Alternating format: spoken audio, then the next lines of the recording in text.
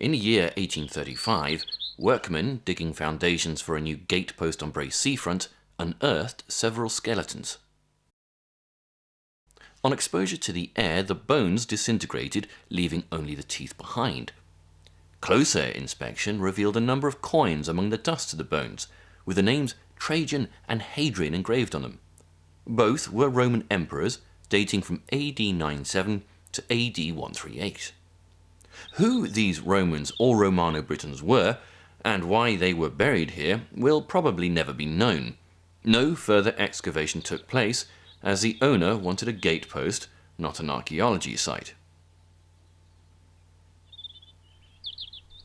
However, it is possible that other Roman graves, or even a settlement, lie undisturbed beneath the living rooms and gardens of the present-day residence.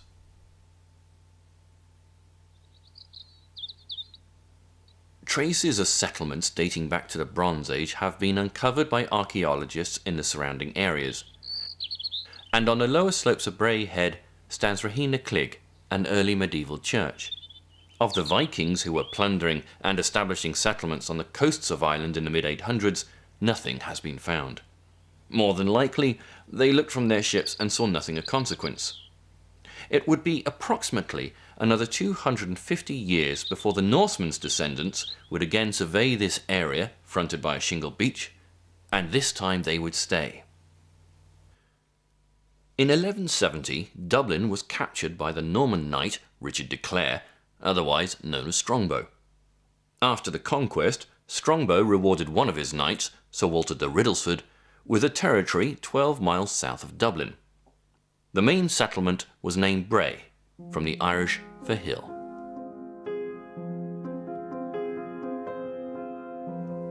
Bray's first buildings would have been a small fort and chapel. St. Paul's is the likely site of the original chapel, and behind the church is a peculiarly curved wall which features on some of the oldest maps of Bray. This wall is believed to be the site of the original fort and later castle, which disappeared sometime after the 18th century. For 700 years, Bray evolved at a sedentary pace. It was not until the mid-19th century that it was suddenly transformed by the arrival of the railway, and the recent invention of photography was there to record what happened.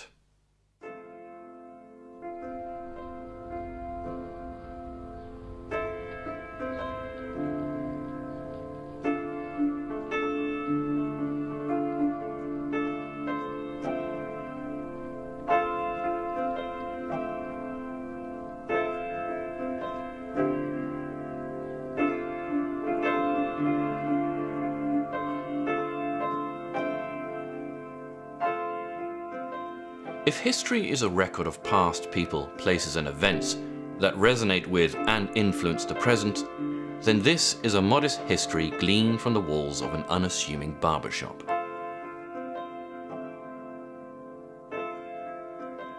Customers waiting for their turn in the chair sit with their backs against a wall of photographs, postcards and clippings.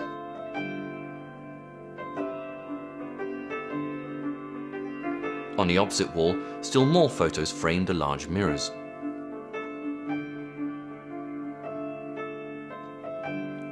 What are these photos? Who and what are these people, places and events? They are Bray. These walls are an account of Bray.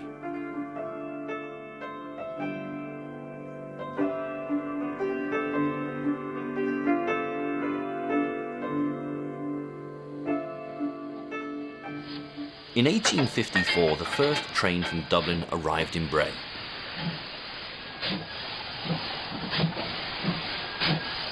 The line was an extension from the village of Dorky to Wicklow town. Built by William Dargan, known as the father of Irish rail, it took almost 8 years to complete, including the Bray Head section. The line around Bray Head was considered so difficult that only one man was deemed capable of success: the revolutionary civil engineer Isambard Kingdom Brunel. His design involved the building of 3 tunnels and wooden trestle viaducts.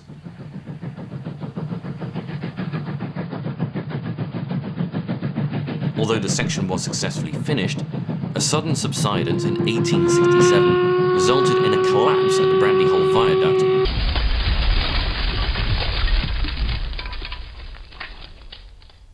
causing the crash of a passenger train with 2 fatalities.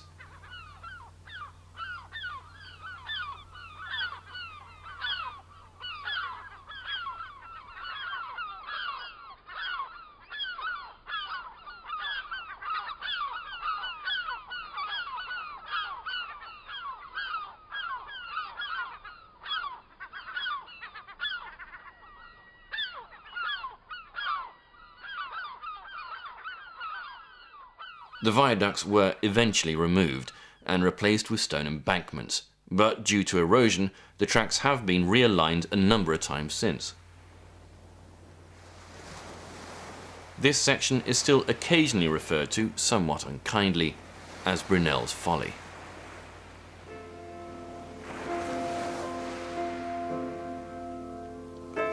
With the arrival of the railway, Bray's population was to double from just over 3,000 in 1850 to over 6,000 by 1870.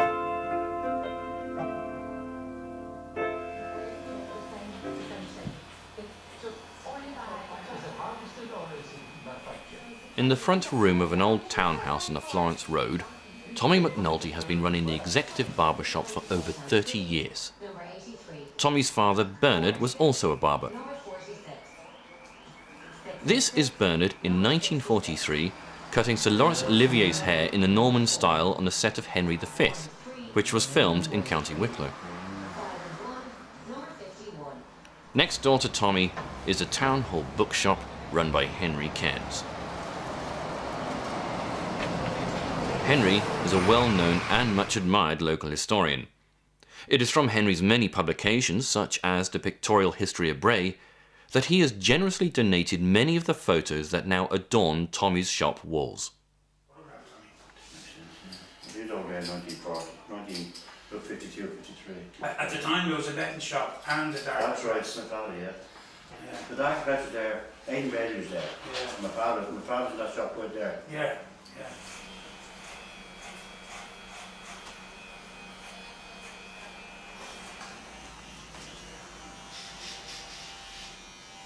Tourism did not arrive with the railway, but preceded it by almost 100 years.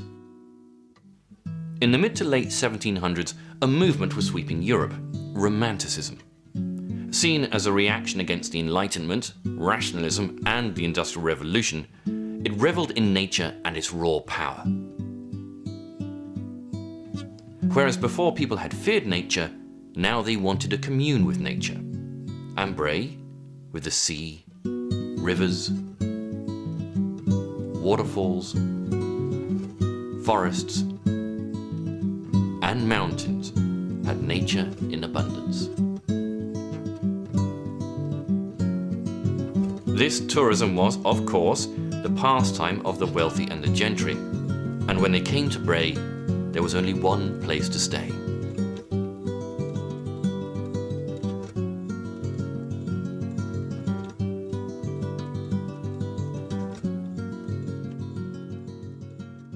William Quinn came in and opened what was then called Quinn's Hotel, which is now the Royal Hotel, in 1776.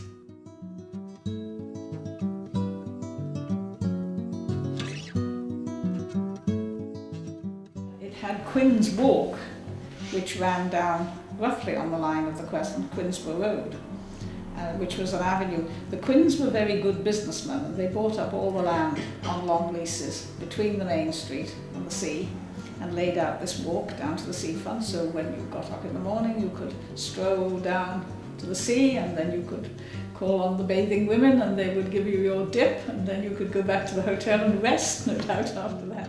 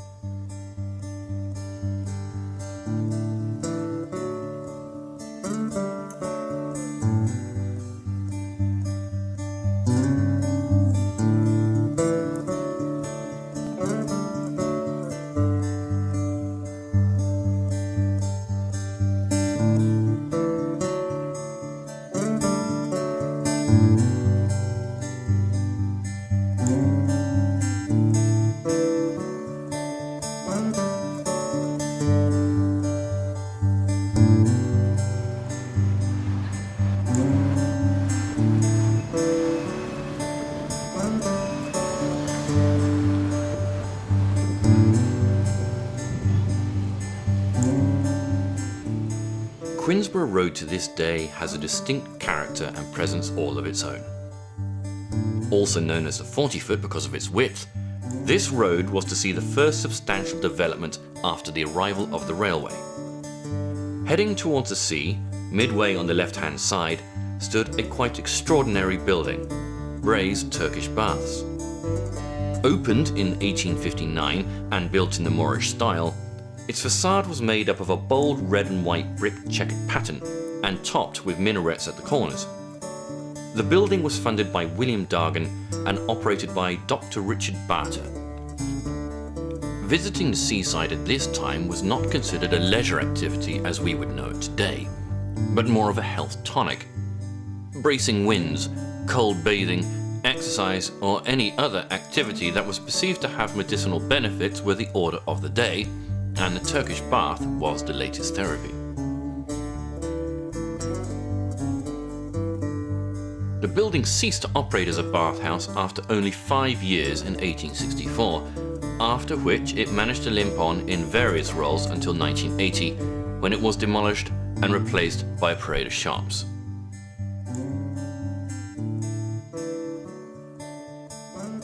Further seaward, on the right-hand side of Queensborough Road, is the Prince of Wales Terrace. Built in 1861, it established Queensborough as the most fashionable street in Bray. To this day, the terrace is remarkably untouched and all the more impressive for it.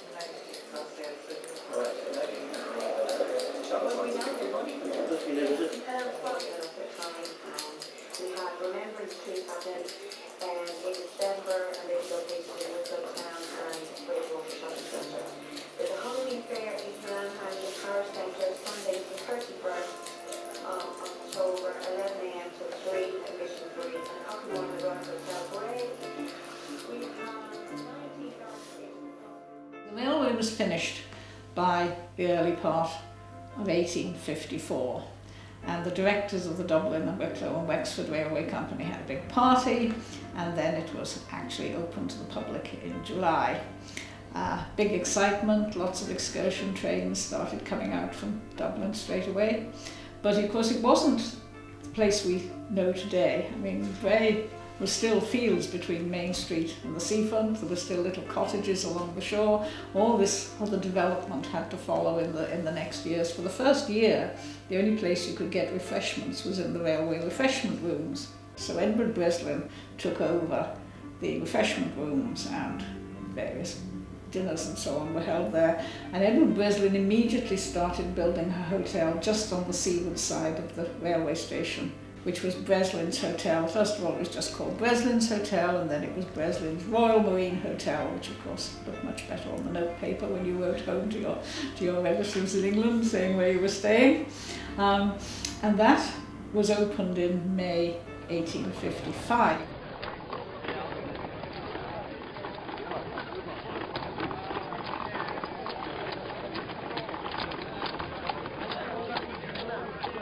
The International Hotel was the largest hotel in Ireland when it was opened in 1862. It had 212 bedrooms, roughly the same number as the Ritz-Carlton Hotel has out at Powers Court now.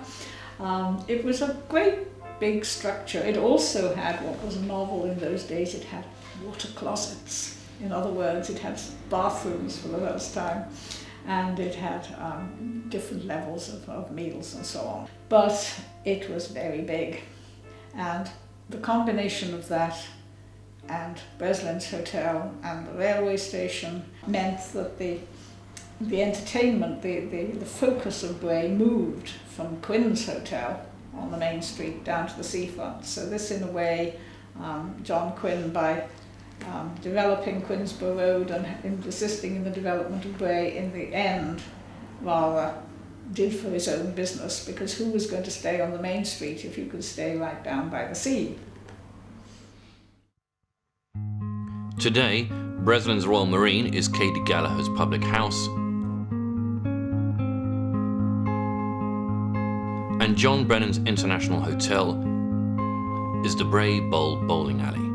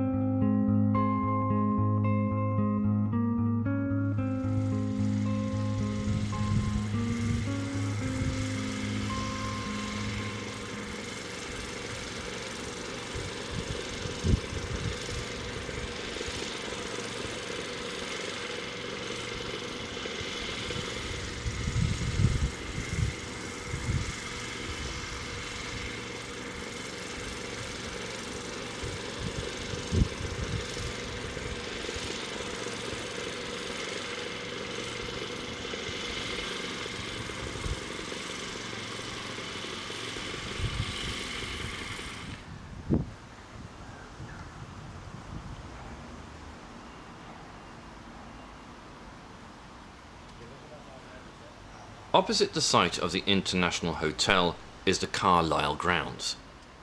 William Dargan, who had provided so much for Bray already, laid out an athletic ground in 1862 which was opened by the Lord Lieutenant Lord Carlisle. Sports such as cricket, archery, skating and croquet were played there, and regimental bands played regularly, all for an entrance fee of course. This was entertainment for the quality. A roller skating rink was laid out there at one time, and in the early 1900s cycle polo matches were played. Bray Wanderers Football Club played a number of matches on the ground around 1910, but moved in officially in 1929 and reside here to this day.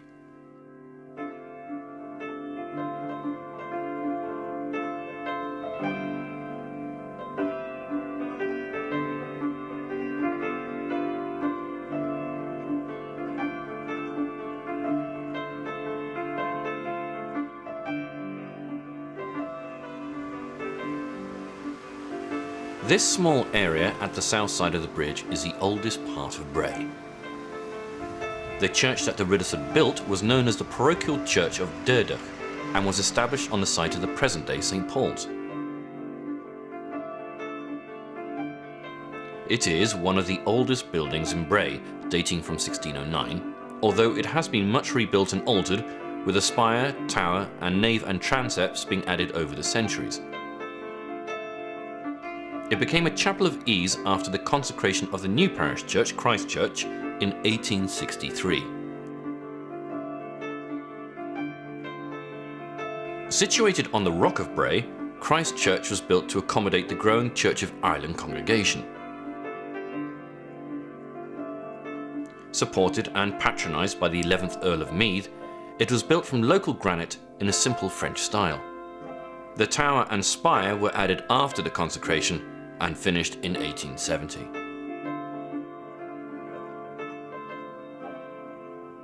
After the English Reformation, Bray had to wait until 1784 for a Catholic church.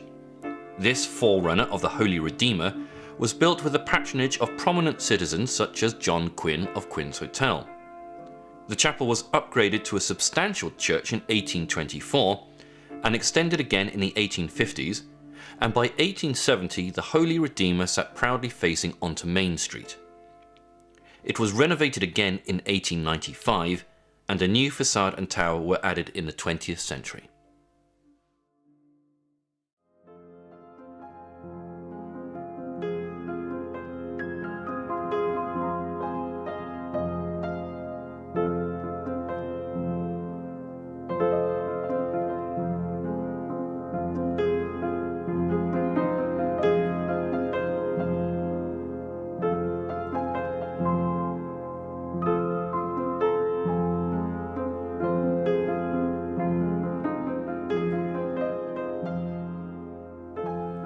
Since the early 17th century, one family was placed above all others, the Brabazons, Earls of Meath, Lords of the Manor.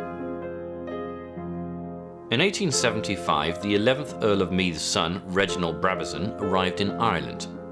Born in London and educated in Eton, he did not get off to a good start. His father had bought him Ravenswell House with the attendant land, and Lord Brabazon's first act was to erect gates across Ravenswell Road and block the only route to the North Shore. The public were outraged, and taking matters into their own hands, they forced the gate. Brabazon had just had his first lesson in manorial rights and behaviour. With this reputation, his next major contribution was inspired. In 1879, he offered to build Bray a town hall for the princely sum of £4,000. The town commissioners, on behalf of Bray, accepted this generous gift. The building was executed in the fashionable mock Tudor style, red brick with black beams intersecting white walls. The hall was spacious and grand in appearance. All 30 windows depicted Brabazon's coat of arms and family descendants dating from the Norman invasion. To top it all, the drinking fountain outside was crowned with a wyvern, the mythological beast that features in the family's coat of arms. The wyvern was not at all popular with some of the townspeople, who referred to it as the devil and even covered it up on certain religious festivals. Nevertheless, it stands guard over the town hall to this day.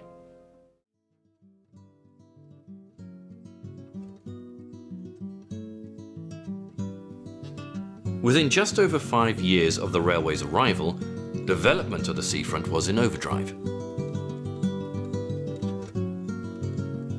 Because the course of the railway was a coastal one, the strip of land between it and the sea was comparatively narrow. Onto this was built the Royal Marine Hotel and numerous terraces were built over the mile-long front.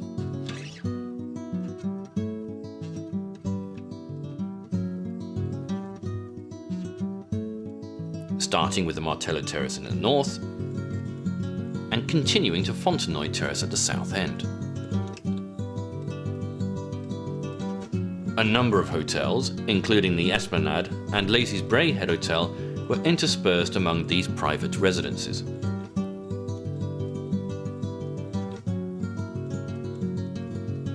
However, the sea was to become an unwelcome visitor to the cottages, gardens and drawing rooms along the seafront. Wooden pilings were built in 1870, but were in constant need of repair and in constant danger of being swept away altogether.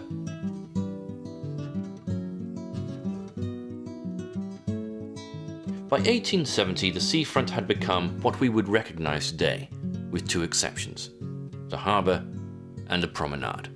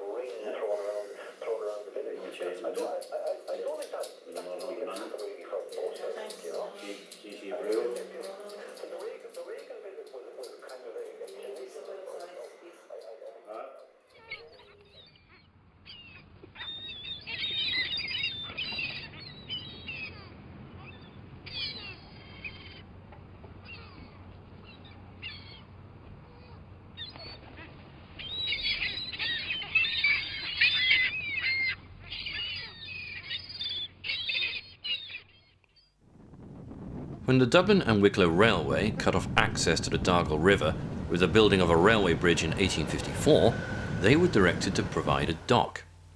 This was a small north-facing artificial inlet about 33 metres wide by 117 metres long. In this photo from before 1885, the dock can be seen in front of the small cottages to the right, known as Dock Terrace. And the obvious inadequacies of the location and facilities can be construed from the location of the brig Thomas Ferguson. Brigs such as this imported coal, limestone and slate and exported grain. The Thomas Ferguson and its crew were lost off Scotland in 1885 while carrying coal to Bray. Of the cottages known as Dock Terrace, only one address survives today, one of Bray's oldest bars, the Harbour Bar. The town authorities, with full knowledge of the problems experienced by the previous dock, decided to build a larger commercial harbour in the same location to accommodate both merchant ships and pleasure steamers. Construction started in 1891.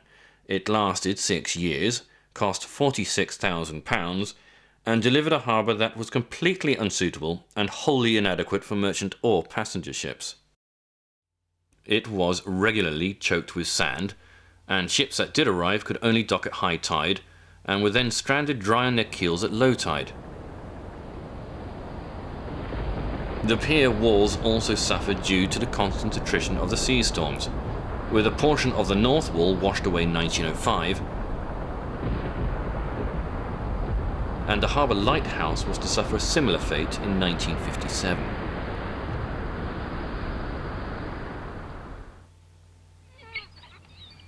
Today, the harbour is a quiet berth for private boat owners and home to a colony of mute swans.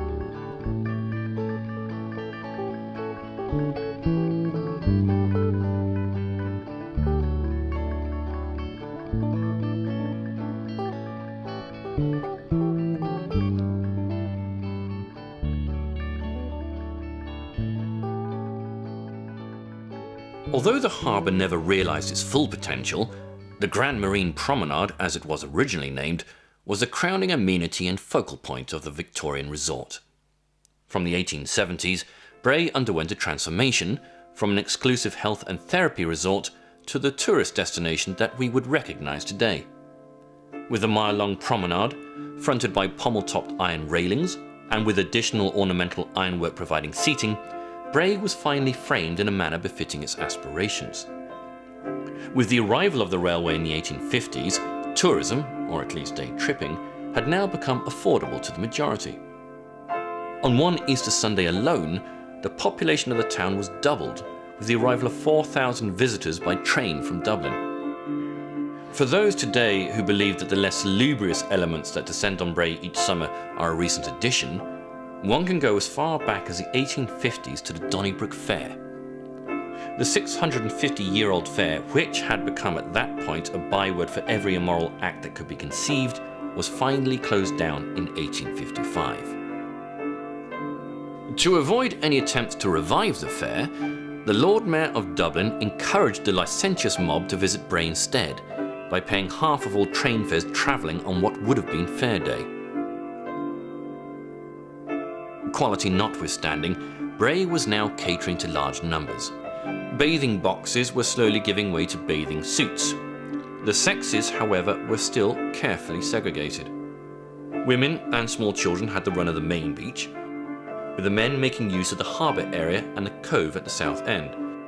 Although the Victorian era is a byword for prudery, men generally bathed nude, which caused a number of complaints as the cove at the south end was easily overlooked by ladies ascending the Bray Head or wishing to enjoy the Bray to Greystones cliff walk. Eventually, the men had to be encouraged to the unnatural practice of wearing swimming drawers. Fishermen subsidised their livelihoods by providing boating excursions, and regattas were staged with numerous races by sail and oar. Musical entertainments were provided by regimental bands playing on the Esplanade bandstands. These eventually gave way to concert troupes, such as W.C. Pepper's White Coons, who played more popular tunes combined with humorous routines.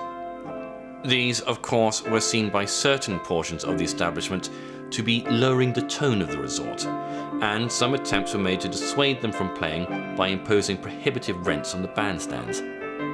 These were presumably the same people who thought the playing of tennis would also lower the tone. With a number of other seaside towns offering competition, and guest houses and B&Bs providing affordable accommodation, Bray needed to supply more entertainments, and through into the first half of the 20th century it did so. From exciting car races, to more traditional seaside amusements, and even a short-lived attraction with spectacular views that was a first in Ireland.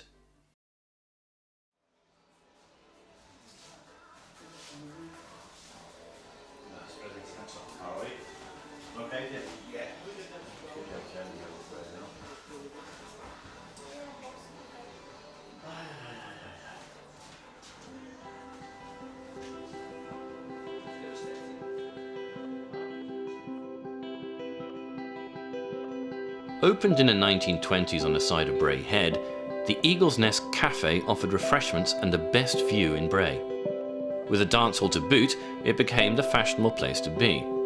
However, the only approach to the Eagle's Nest was up a series of large, steep concrete steps, not to be undertaken lightly, especially in your dancing shoes. This inconvenience was alleviated with the arrival of a chairlift in the 1950s. The brainchild of Eamon Quinn, the owner of a chain of greengrocers, the lift operated until 1970, when the maintenance costs and a fall in business forced it to cease operating. Although what's left of the structure can be seen today slowly succumbing to nature, the view that inspired it is undiminished.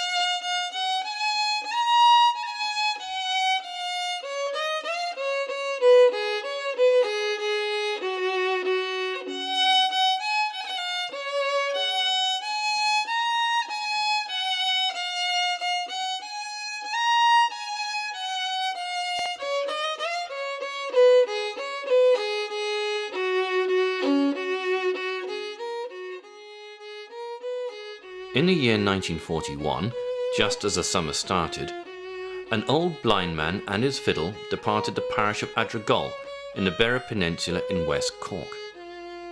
Travelling along the southern edge of the peninsula, he arrived in the village of Glengariff. From here, he took a boat across the bay to the town of Bantry.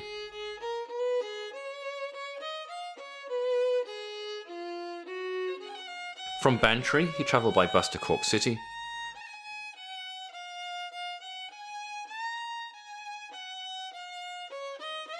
and from Cork City to Dublin by train.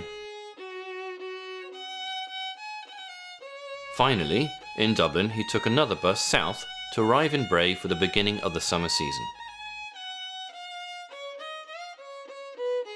He had made this trip every year since the late 1890s. The man's name was Pádraig Ó Grodach. A native Irish speaker, he would set up on a small bench at the foot of Bray Head, just past the Bray Head Hotel, and play the fiddle for the passers-by during those long summer days. At the end of the summer in 1941, he took ill and remained in Bray, unable to return home. he passed away on Monday the 13th of October. His family travelled from Adrigole to bring him home to be buried in the Barrow Peninsula, the only time in 50 years of travelling that the blind man had needed help to complete his journey.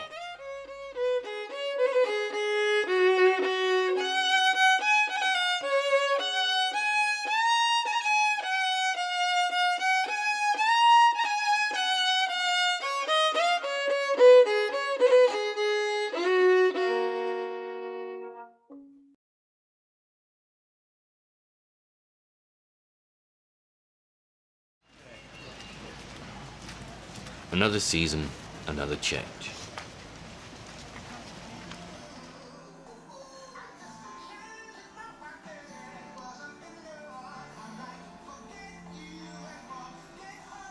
Time to sit, to read, to think.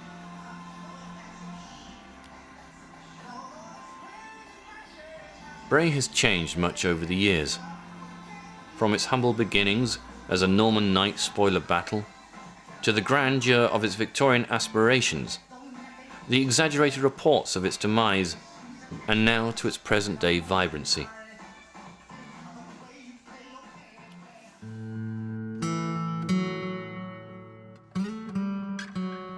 But one thing has never changed.